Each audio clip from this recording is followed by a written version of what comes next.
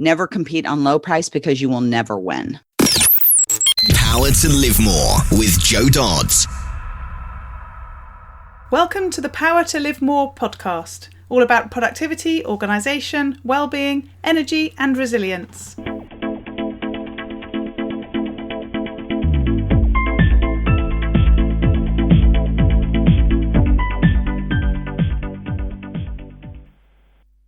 I'm Jo Dodds, and I started this show to enable interesting people to share their stories about how they use their power to live more, and by that I mean to do the stuff that they want to do more than the stuff that they need to or should do. It's about creating a life for yourself where you have the energy, health and space to be happy and fulfilled, spending your time as you'd like, whether that be at work, home or somewhere else entirely. That's your choice. Hello. My name is Ellie Dodds and I'm co-presenter, and today Joe's interviewing Kathy Goughenour. After finding the courage to say bye-bye to her corporate marketing career, Kathy built a 6-figure virtual assistant business from a tiny house in the middle of a forest. Today, she teaches professional women how to create their own work-at-home VA businesses so they can enjoy the freedom, flexibility and financial security they desire and deserve. Kathy also offers VA matchmaking sessions to business owners interested in working with expert VAs and virtual experts. Kathy and her Expert VA and Virtual Expert training program have been featured in Forbes, The Huffington Post, Good Housekeeping, All You, and The Wealthy Freelancer. Back to the studio. Today I'm interviewing Kathy Goughenour of Virtual Expert Training. Welcome, Kathy. Thanks for joining me. Oh, Joe, I am so excited to be here. Thank you for inviting me. It's funny, we were discussing your surname before we came on, and whenever I do that, I always end up worrying I'm going to do it wrong, which is why there was a little gap there where I thought, was that right? But I think I got it right. It was absolutely right. It was absolutely right. Brilliant. Lovely. So start by telling us who you are, which I've done, what you do, and crucially, where you do it. So I am a business coach and trainer exclusively for virtual assistants. And I chose to do this. And Joe, I'm going to tell you, I've been working a really long time on my big why and my big reason I do this. So I'm going to tell you that one, which is I want to help. And I can tell you smaller reasons too, that I believed were the reasons before I worked on this for so long. But I really believe that when more women become wealthy, that we women create community and we support everybody and we spread love around the world. And that's my biggest goal is I want there to be more love and more joy around the world. And I want to help do that one woman at a time. Ooh, I love that. I can see how you've spent some time working on that, though. It's not the sort of thing that would come out. Like if somebody said, "Why are you starting a business?" That wouldn't be the first thing I wouldn't think would come out. Nope. I'm going to tell you, for a really long time, I was stuck on, I want to make money. Yeah. And then I finally did realize, after working with several coaches, that money is a very short-term motivator. And now I really get that. I really get it. You know, I wanted to make money because I wanted to have enough money to live on. I also wanted to have freedom and flexibility and financial security. And so those are kind of the mid-level things I wanted. But the big thing that gets me up every morning that has me do what I do and gets me excited about it is helping women create wealth so that they can change the world. Lovely. And where do you do it? I live in Missouri, in the Missouri Ozarks, to be specific. And if anybody watches Netflix, there is a show on Netflix called Ozark. Oh, and that's where I live. Oh, Yeah, wow. that is where I live. I live where that fictional show takes place. It's an absolutely beautiful area. It's very, very rural, and I love it. I'm smack dab in the middle of the U.S. is where I am. Right. You've been very helpful here. We've got into a game over lockdown called Who Knows Where, and it's a board game with a picture of the world, and it asks you questions, and you have to put your counter where you think things are. And America used to be a bit of a a mystery to me. And to the rest of my family, but we're gradually getting there. So I'm looking forward to that Ozark question now.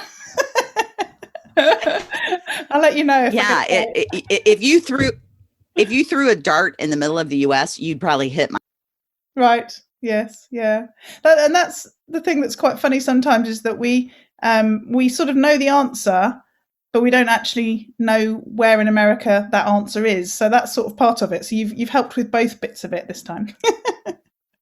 home. I'm so glad to be helpful. I want to play this game with you. I love It is very good. I bought it for my friend in Canada recently because she said she liked geography games, and I was like, you need to have this one. So we talked before we came on. We talked before we came on that you are literally in the middle of nowhere. Is that sort of partly what drove the working for yourself business decision? Tell me about how it all came about. So I worked for a Fortune 500 company for almost 20 years. And it was in St. Louis, Missouri, which is a big city in the US. And I worked downtown and I really enjoyed it. And what I realized, Joe, was that I love extremes. So I don't like living in suburbia. I like living either in the middle of a busy city or in the middle of nowhere, like I live now. Mm-hmm. And so my boss at my Fortune 500 company, I was a marketing manager there. I stopped getting promoted and I went and asked him why. And he told me that I laughed and smiled too much. And that until I stopped that, I was never going to go anywhere further in the company. Kathy, do you know what? When I was first in corporate, I used to get told off all the time in my management position for laughing and giggling. I feel your pain. Oh my gosh, that is hilarious. I'm so glad to hear that somebody else had Oh, I think you're muted. Oh, you muted somehow in the middle of that. Sorry. No worries. Can you hear me now? I can. Yes. Yeah. So, okay. So he said that. And as I say, I know that because I had the same said to me. So what happened then? So at first, for maybe 48 hours, I was really trying to figure out, okay, how do I change this? How do I get more serious? And I did a lot of crying also. And then I thought, I was 40 years old at the time. And I thought, oh, hell no, I am not going to change this about myself. I like laughing and smiling. I like being joyful. So then I began looking into what else I could do. And it took me about 6 months to put a plan together. And then I quit that job. And I did a couple of other little things before I found out about being a VA. And actually, how I found out about being a virtual assistant was I was traveling with my husband. We were moving for his job. And I was buying and selling houses as we moved. And I would tell real estate agents, hey, you could do better marketing. Your website needs to be improved. Here's what you could do better. And one of them said, well, I could really use somebody to do that kind of work for me. Would you be interested? And I said, yeah. And he said, great. Then I'm going to hire you as a virtual assistant. And I said, oh, what? And so I did that. And then my husband lost his job and the company he was working for shut down. So I said, we either have to both go get corporate jobs now again, or we could go live in the tiny house that we own in the middle of the forest. And my husband at first was like, oh, hell no, I am not going to go live in that tiny house. In the middle of nowhere, we'll go crazy. And I said, give me 6 months to see if I can make this business a success, because I really believe I can, and see if we like living there. And if we don't like it in 6 months, we'll move and we'll get corporate jobs. Yeah. And we were about 3 months in, and my husband said, I'm never leaving. I love it here. I'm never leaving. And thank goodness my business became successful. Yeah, it's so cool. We were talking before we came on because you mentioned the tiny house, and I was saying that I've literally just finished binge watching the Netflix series on tiny houses. So I was so impressed to meet an owner of one, but not only an owner of one, a 20-year owner of one. I mean, well, you That's might know right. before then, but I, yeah. yeah. I went tiny before tiny was popular. Yeah, you're so ahead of your time. Oh, you know it. Well, and also, to be fair, as a virtual assistant too. I mean, I remember when I started my business 15 years ago, talking I don't know, after a year or two, I was helping somebody who was a virtual assistant locally to set up a website. And I remember saying to her, you can't throw everything into the search engine term virtual assistant because no one really knows what one of those is yet. You know, they'll be looking for receptionist or typist or administrator or translator or transcriptionist or whatever, you know, all those words. But VA is really not, you know, something that people are searching for. And that was like 15 years ago. So you really were ahead of your time. Oh, yeah. I was a pioneer in this industry for sure. And I'm so glad that I found it. It's still, actually, Joe, you've really hit the nail on the head with something, which is that term VA went from not being known to now it's just confusing. And the reason it's confusing is two things. Here in the US, the acronym VA stands for Veterans Administration. Right. So if you just Google VA, you're going to get Veterans Administration. And in fact, I get emails from people at least once a week saying, I would like to work with the Veterans Administration. Can you help me? No. So that's one piece that's confusing. And then the other thing is that all of the AI that Google and Apple and everybody else has created, they call that virtual assistant. Yes. Yes. Yeah. So I coined a new term that I use called virtual expert. And I've actually trademarked that term. And while I use virtual assistant spelled out in search engine optimization, I use the term virtual expert for the people that I train. And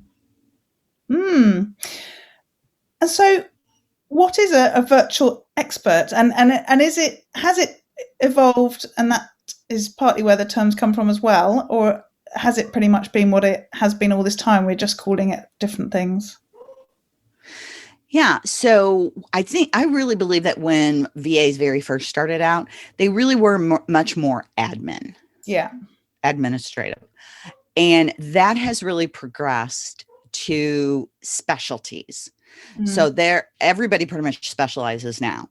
Are there still general admins that are VAs? Yes. But the majority of people who want to really make this a successful business and earn a significant amount, they specialize. And all of those different things that you named, they can specialize in. They can specialize in any kind of software that's out there. They can specialize in writing. They can specialize in bookkeeping, in social media management, and on and on and on. But to make the best money and have the easiest time marketing, just like in any other entrepreneurial business, you really want to specialize as a virtual assistant. So talk us through how things evolved for you. So originally you were helping people as a virtual assistant or whatever you're calling yourself at the time. Yes, I did call myself a virtual assistant. Yes. I was a real estate virtual assistant. And what I did for real estate agents was I marketed for them because remember, I was a marketing manager at the Fortune 500. My education is in marketing. I love marketing. So it just was a natural transition for me. Yes. The biggest challenge I had in that transition was I didn't know that an employee mindset is so very different than a business owner mindset. Yes. And that's a massive shift that I had to make and that I help others make now, because when you've been an employee your whole life, you don't know that there's a big difference between employee and entrepreneur. No, absolutely. What would you say the difference is, or what do people need to be aware of when they're making that shift?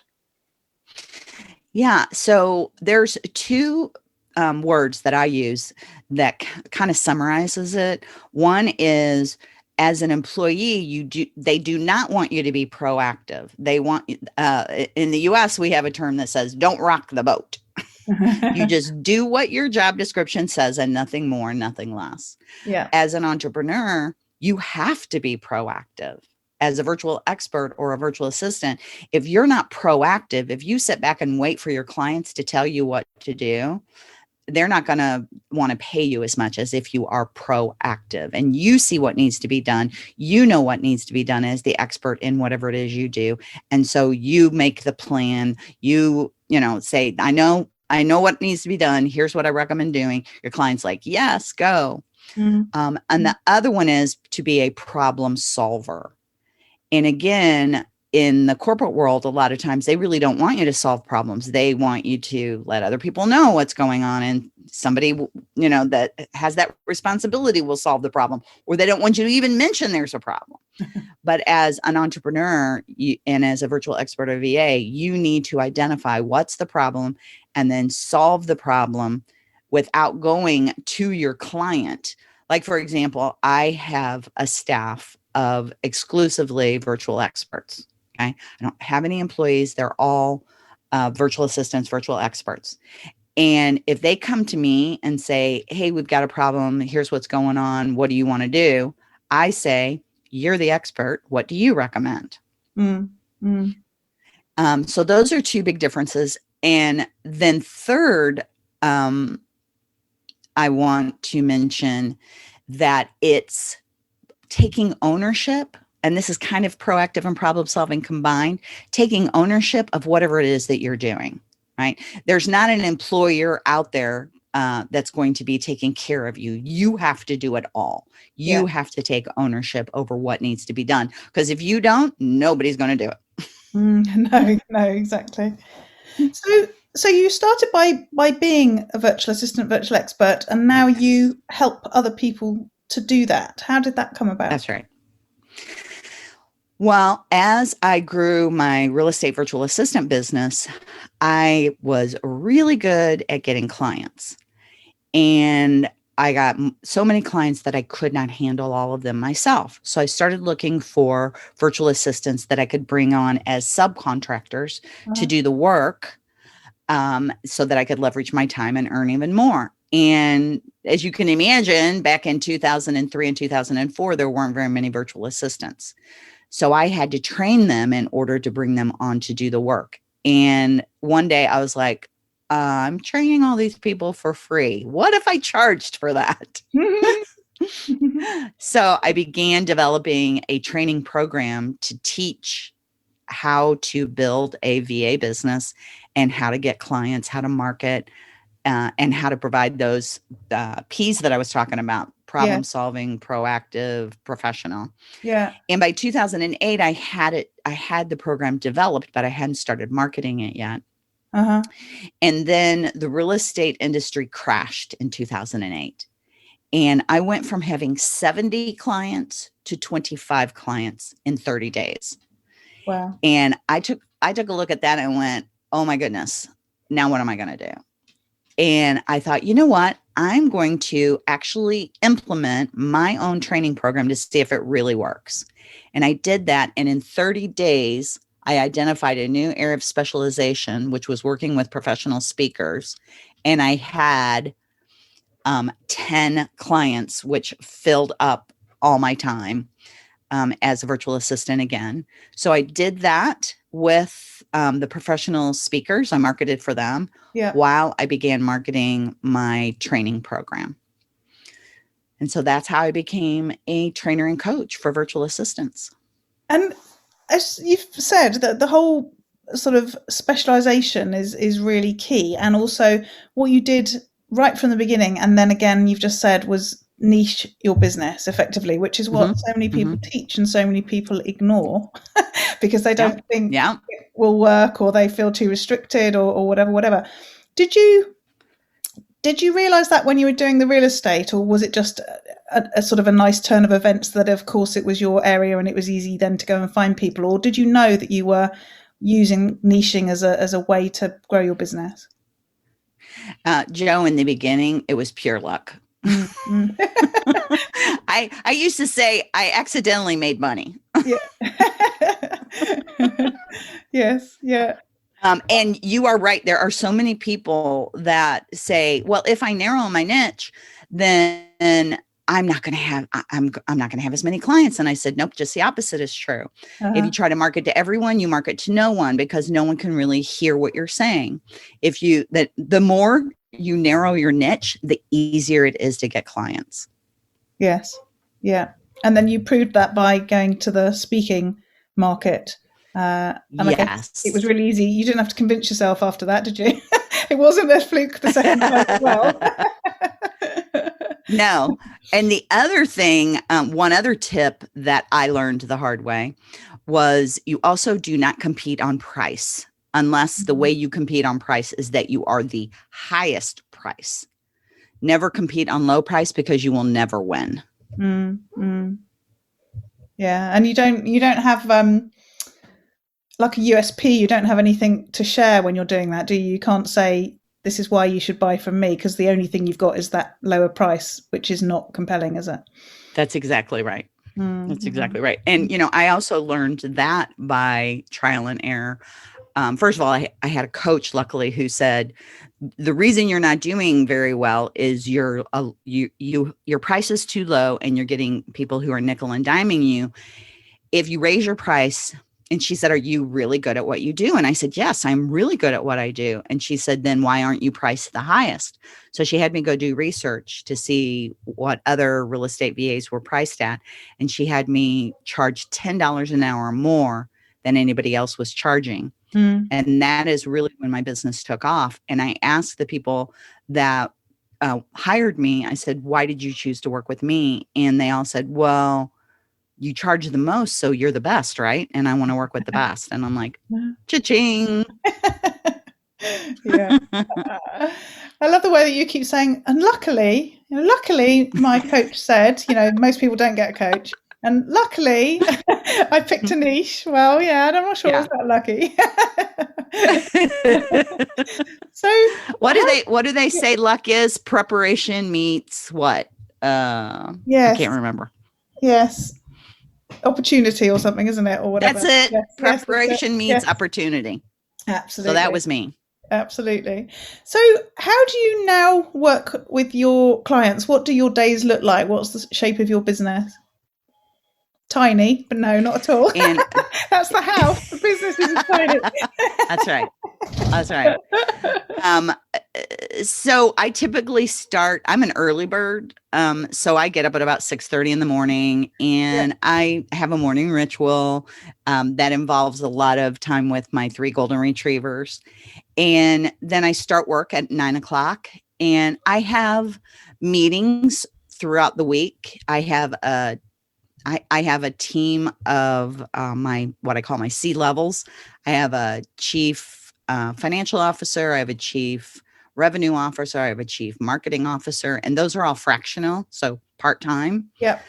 Because they're all independent contractors. I meet with them every Monday morning for 30 minutes to plan what needs to happen that week and to overcome any obstacles. And then we all know what we're going to be doing for the rest of the week, and away we go. I do privately coach. I have several different levels of mastermind in my program, and I privately coach the highest level mastermind, which is the Emeralds. So I meet with that group as a mastermind once a week. And then I also coach them privately, and there's 5 people in that program. And then, of course, I'm constantly being a visionary and trying to figure out what's next. How do I want to improve my training program so that I can help even more people?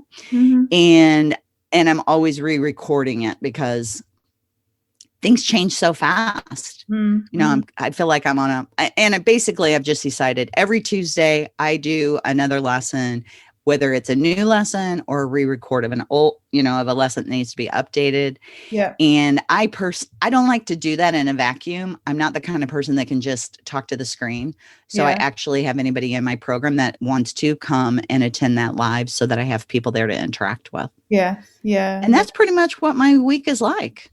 And have you seen much change in the last year through the pandemic as more people have worked from home and possibly lost jobs and looked at doing things differently? I mean, I certainly heard of a number of people who've sort of become enlightened is not perhaps the right word, but have wanted to find a different way. They've wanted a different way as a result of what's happened around them and to them. Have you found that too? Yeah, and I actually love that word, enlightened, because a lot of companies would not hire remote workers or virtual workers because they thought, if I cannot see them, I cannot manage them. Mm-hmm. And what happened with the pandemic is they were forced to work remotely or virtually. And what they actually saw happen, which I knew all along since I've been doing this for so long, is that productivity increased rather than decreased. If you're a good manager, you can manage long distance. You do not need to actually have to hover over that person's shoulder, and that person becomes more empowered and will do an even better job for you when that happens. So that occurred. And I don't know if you know this, Joe, and I don't know the stats for London, but in the US, 5 million women lost jobs in 2020. 5 million. Yes. And so there was a big influx of people looking to start their own business or do something else. And as a result of the pandemic, the virtual assistants, the virtual experts who already had their businesses, they saw an average increase of 130% in their businesses. Yeah. Yeah.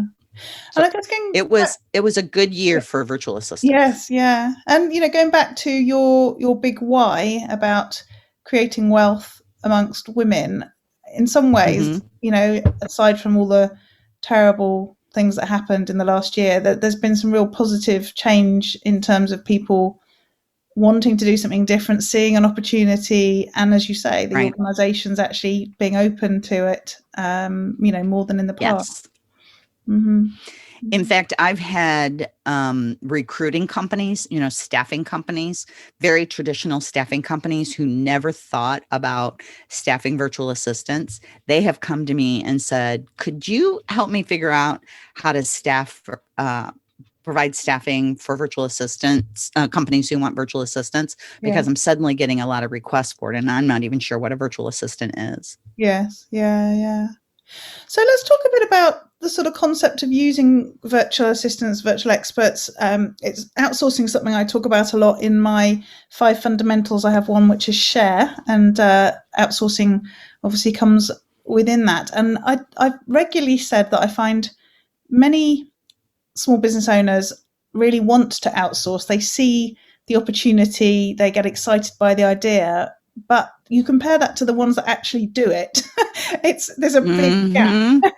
And I think there's a huge gap. It's sometimes about feeling like you can't afford to spend the money. It's about going through the process of finding somebody, and it's then about working out how to delegate those things to them and what the processes are. And so it becomes too onerous. But I personally outsource. I have 3 VAs and have done for years, and I couldn't do what I do without them. What would you say to people who are thinking about outsourcing? What's the benefit, the process? What do they need to do, and why? Yeah. So, and it is a difficult thing to convince people to do. Joe, I was a VA. Right. I know how valuable a VA can be. And yet there have been things that I said, oh, I'm the only one that can really do that. Yes. Yeah. And every single thing that I said that about, I've been wrong, because not only was I able to outsource it, who I ended up outsourcing it to, once I found a really good fit, actually was better at it than I was. Mm-hmm. And as a result, my company has been able to grow tremendously. And what I tell people is, so what is your goal? Is your goal to really grow your company, or is your goal to stay right where you are? Because if you want to stay right where you are, no need to outsource. Just keep doing all the work yourself. Mm-hmm. If you want to grow, there's no way you can grow without leveraging your time. Yeah. And in my opinion, there is no better way to at least begin outsourcing than to work with a virtual assistant or virtual expert or independent contractor, freelancer, whatever you call that person, to do that. And the time to get somebody, your first person, is now. If you wait until you're desperate, you're going to make desperate decisions and you're going to be more frustrated. Yeah. So if you can do it earlier rather than later, it's going to be better. Mm-hmm. And it's literally as little as $250 a month to get started. So for example, and this is US dollars, if you pay a general admin VA $25 an hour and you have her work for 10 hours a month, she can get tons done for you.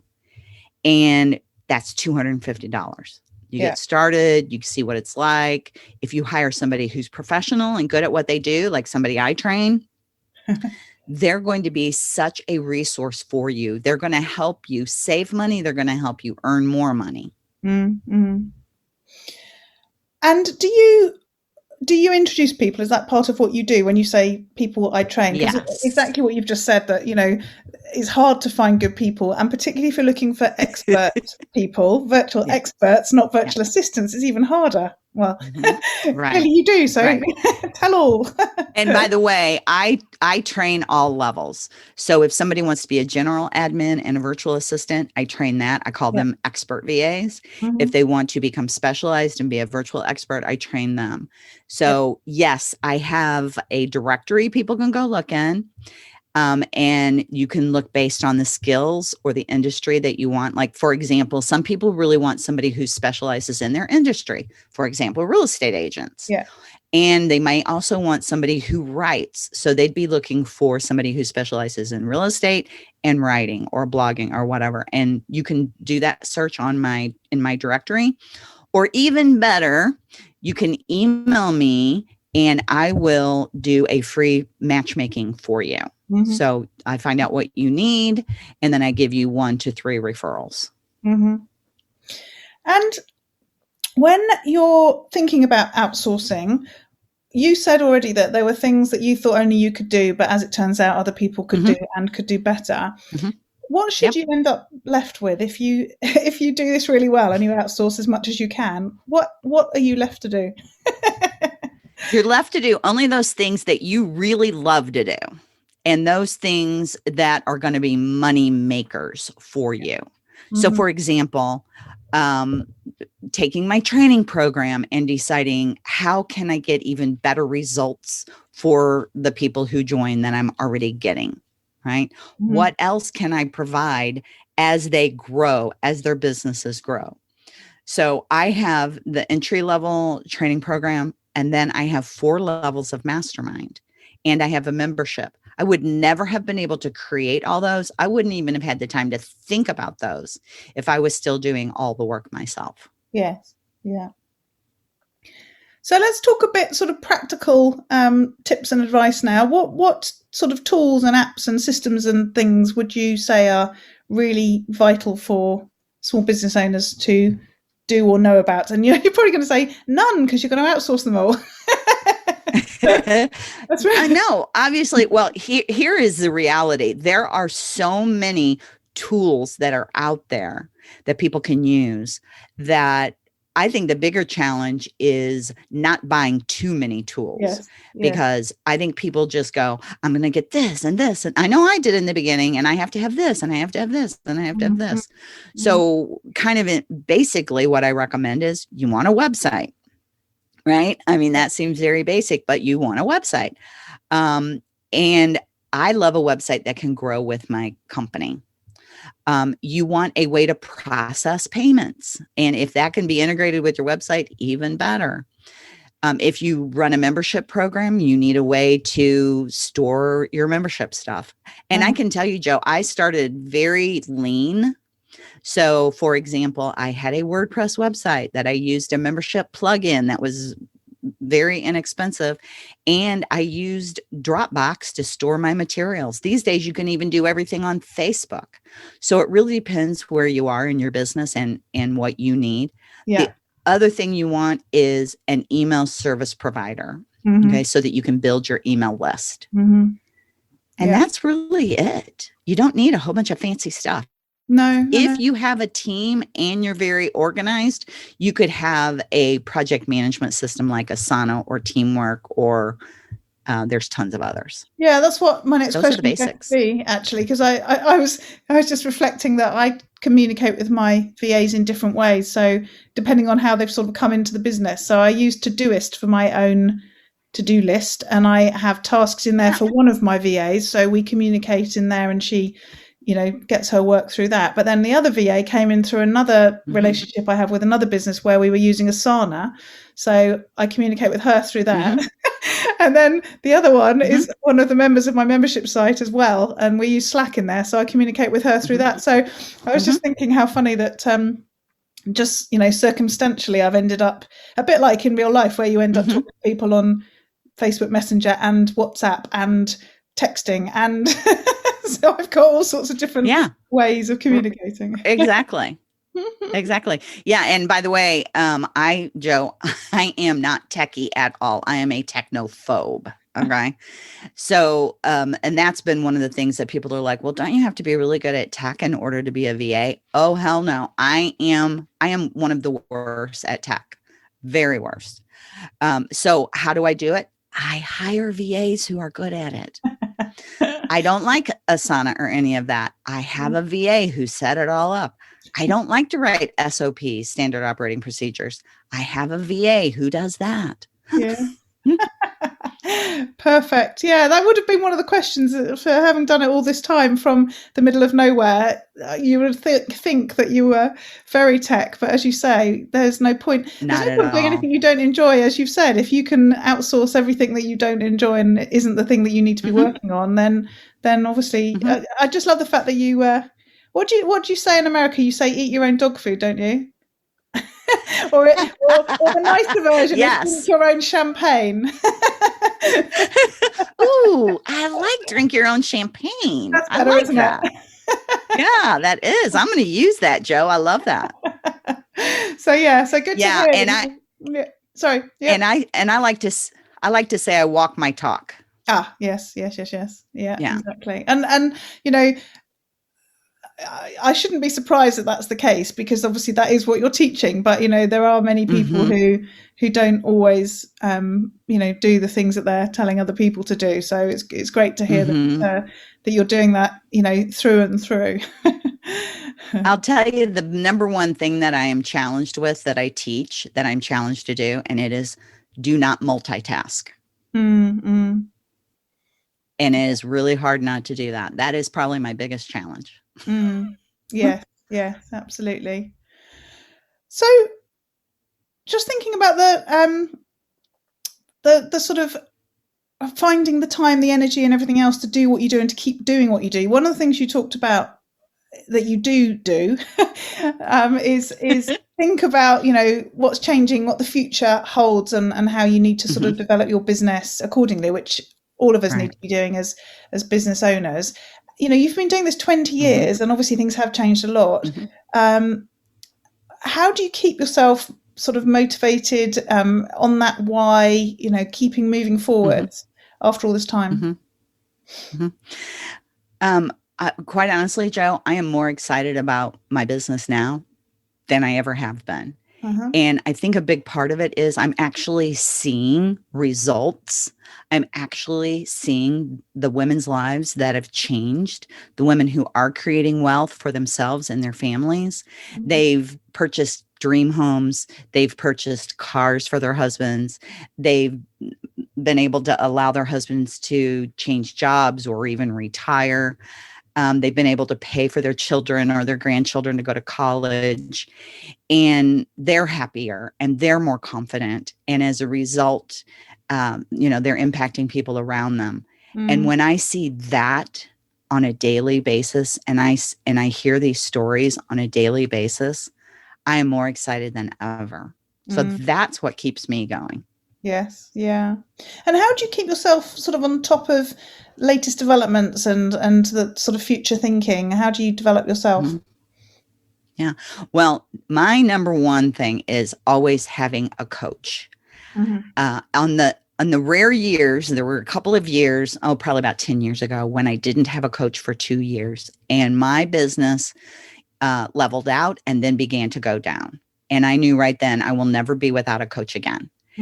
And what I've found in how to get a coach that helps me grow the fastest is I find somebody who has been where I want to go and is at least 2 levels higher than me already. And I don't want to learn tech. I think we've already figured that one out. So I don't work with coaches who are going to go, now you have to learn this tech or that tech. I work with coaches who are going to help my mindset. Yeah. Because I was stuck at 100,000 a year in revenue for 3 years before I found a coach who said, you don't think you're worth more than 100,000. And she helped me in the next year I earned 300,000. The year after that I earned 700,000. The year after that I earned $1 million. Wow. And the difference was my mindset. Yes. Yes. Yeah. It's such a big part of it, isn't it? However sort of positive you think you are, or however much you have the skills and the knowledge and so on, there's always that sort of hidden magic that you need to be able to keep going forwards and getting to that next level and so on, isn't there? That's right. And my coach says, next level, next devil. And she is so right. Yes. Because just when I'm like, oh gosh, I got past that $100,000 mark and I'm doing good now. And then last year when I got to $1 million, oh my gosh, my team fell apart. And I was like, I'm so good before that, I'm so good at building a team. This is what I do. I train VAs. I'm amazing at this. And then my team fell apart. And I was like, what the heck just happened? Oh my gosh. Yeah. And it was me. I had not increased my leadership abilities. I had stayed right where I was as a leader, and I needed to improve my leadership abilities. Yeah. So for the past year, I've been working on that. Yes. Yeah. Yeah. Interesting. As you say, there's always that extra thing that, once things change, what's the extra stuff you need to be able to operate within that environment? Right. Lovely. So last couple of questions. Firstly, what about those days where it all goes horribly wrong? How do you deal with those days? So let's see, the time when my team fell apart. Wow. What did I do? Well, first I have to tell you, Joe, you might see a theme here. I always have a little bit of a pity party. I cry. I cry.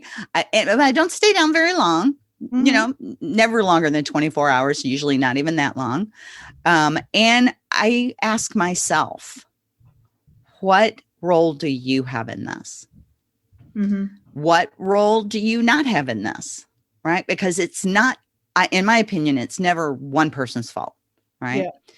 But I am the CEO. I am the leader of my business. So I always have to start with me and see what is it that I need to change. And then once I figure that out, what it is I need to change, then I go get professional help to support me in that. Yeah. Whether it's reading a book or getting a different coach or taking some training, I get very specific on that. And then after I know what that is, then I have a meeting with my team to say, all right, here's where we went wrong. Here's what I did wrong. Here's where I see that we could improve what we've been doing. Anybody else have any thoughts on this? I always get their feedback. And then we make a plan and we move forward. And I believe we always come out stronger as a business. I come out stronger as a leader, and each of the members of my team come out stronger also. Yes. Yeah. That's a nice positive end to what started as the pity party.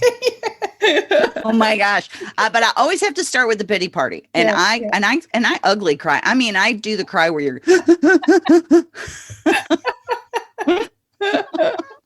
I have visions now. So the last question then is, what about those days when you get to live more? And that's where I talk about getting to do more of the things that you want to do and less of the stuff that you don't want to do. What do those days look like for you?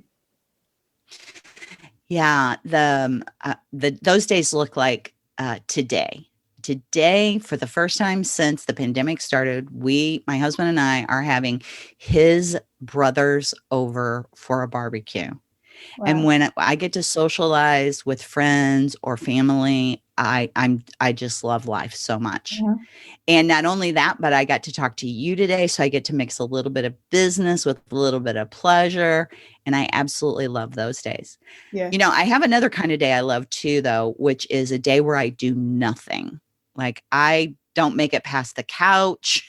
I binge watch Netflix, and I eat soup and just, I would say I stay in my PJs all day long, but I always stay in my PJs all day long. One of the benefits of a home-based business, eh? That's right. That's right. So those are kind of the two extremes. And I love both of those days. Yes. Yeah. I love that you eat soup. I can think of a whole load of other things I would eat. It's so comforting to me. It's so comforting to me. You know, something really weird that happened when before I went through menopause, I was a sugarholic. After I went through menopause, I was just thinking about that today. I could care less about anything sweet. I want savory now. That's all I want. That's what my mother-in-law says. That's what she says whenever we have like puddings and things. She always says that she's not interested in sweet. And she says she used to be, but she's never sort of marked that as being the reason. I'm going to ask her at dinner tonight whether that was the guiding line. Yeah, I have really thought about it a lot because I'm like, what happened to me? Because I mean, I used to like, my husband would buy me pounds of M&Ms. You know, I loved sweets. And it really was menopause. It was after I went through, it was on the opposite side after you're done with menopause. During menopause, oh hell no, lots of sugar. Yes. I'll have to test that theory. Although the one thing that she still does eat when we buy it as a treat for her is your American red licorice, which we both like, to be fair. It's not, we don't get the same over here. It's got to be from America. So I bought her that for Easter. When everyone else got Easter eggs, chocolate, she got red licorice. Yeah, I used to love that myself. I used to love the red licorice myself. Yes, yeah. Although hilariously, it doesn't really taste like licorice, and it tastes very like artificial. Oh no, it doesn't. Really nice. Yeah, very artificial. Yeah. Brilliant. It's been so good talking to you today, Kathy, especially, you know, if nothing else, to find out that I wasn't the only one that was told I smiled too much when I was in a management job. So thank you for your time today. Tell people how they can find out more about you and get in touch. Joe, I have a special link set up for your podcast. It's virtual. Yeah, it's virtualexperttraining.com/power to live. And then I'd also like to share my email address because if anybody wants to be matched with a VA, all they need to do is email me, let me know what they're looking for. And even if they don't know what they're looking for, just let me know they'd like to talk with me about getting referrals to VAs. And that is Kathy, Kathy, at expertvatraining.com. Brilliant. Thanks, Kathy. Thank you so much. Joe, thank you. This was a delight. Attention, home-based coaches and consultants. Are you tired of feeling alone, isolated, and frustrated with running your home-based coaching or consulting business? Are you sick of feeling like your life would be better and you'd be happier if you felt more organised and productive? Do you feel like there's simply not enough time in a day to get all the things done that you need to do to build a successful business while making time to live more? It's time to stop the isolation and start getting more organised, productive, and focused on the skills that will move the needle forward. It's time to join the Power to Live More Calm membership. If you're ready to, stop creating the wheel and focus on the things that truly matter in your life and business. Learn what you need to know to be successful and live more. Get accountability help from a group of like-minded home-based business owners. To learn more about the Power to Live More Calm membership program and apply, visit powertolivemore.com/getcalm. All this information is available in the show notes, which you can find in the app where you're listening to this, or if you go to the website, powertolivemore.com / in this case, 220. This week, I want to remind you that we're running a back to school month this month. So our theme for the month is back to school, and you can join in with us if you go to powertolivemore.com / back to school. We're going into day 4 tomorrow as I record this, and so far this week we've been focusing on unsubscribing from unwanted newsletters, setting up forwarding on your email so that you can get some automation in there to either add emails automatically to folders or perhaps forward them on like I do with my receipts to Dext, which is the platform that I use to take my receipts and put them into my accounting system. We spent today looking at the idea of batching your emails, so only taking limited time during the day to actually admin your emails. And then tomorrow we're talking about using templates in your email so that you're not reinventing the wheel and creating fresh emails all the time when you're quite often answering the same questions from different people. So you can set up a template to use to make that quicker and easier and more efficient and keep you productive. So that's what we've been doing so far. We've got more to come. If you'd like to join us, as I say, go to powertolivemore.com/back to school. Each of the days has all the previous days listed, so don't worry that you've missed the first few. You can jump in as soon as you're ready. And again, the show notes are at powertolivemore.com/220, and we look forward to speaking to you next week. Use your power to live more.